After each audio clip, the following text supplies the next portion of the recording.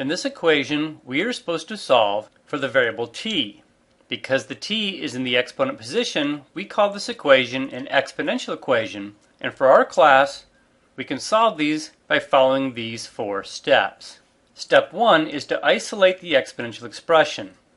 This is the exponential expression. Because it's an exponential equation, the variable will always be in the exponent, and then that, with its base, would be the exponential expression. We need to get that by itself, meaning we need to take the 1000 to the other side before going on to step 2. To put that another way, we need the problem to look like a constant, such as 1.07, raised to some exponent, in our case that's 2t, equals some other constant, in which our case would be 50,000. Notice that nowhere in this structure is there room for the number 1000. This is the constant, this is the exponent, this is the other constant. So the 1000, not being one of those 3 things, needs to be taken care of. Since it's being multiplied, I will divide both sides by 1000 to take it to the other side. Doing so would look like this.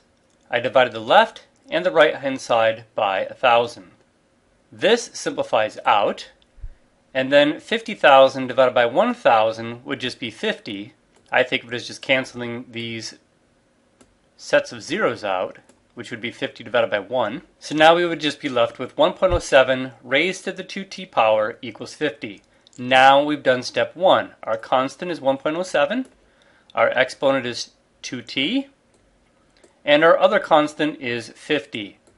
Now I can move on to step 2, which basically says to take the natural log of both sides.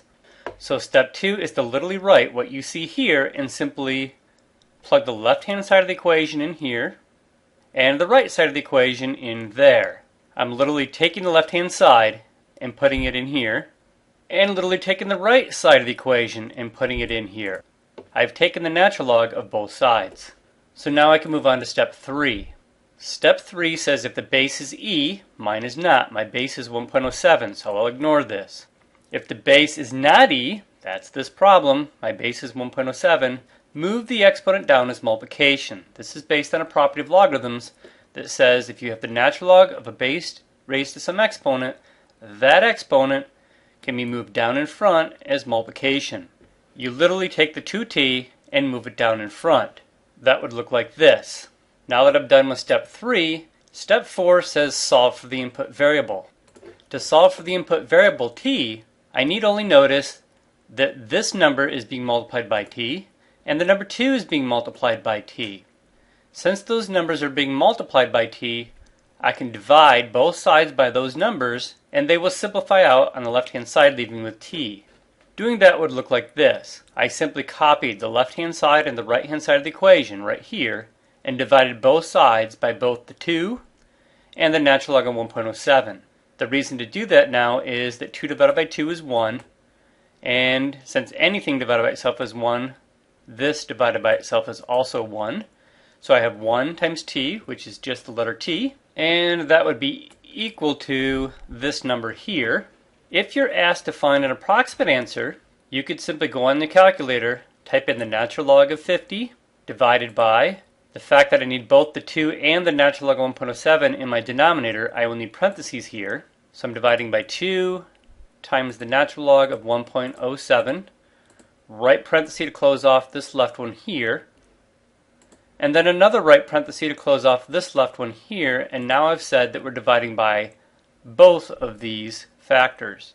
If you do not put this left parenthesis here and that right parenthesis, you will not get the correct answer. Pressing enter, I see that an approximate answer is about 28.9. You should round according to what the question specifies. It is interesting to point out that just by simply typing this in, I'm no longer getting an exact answer. What I've typed in is the exact answer, what I'm getting out is a rounded answer.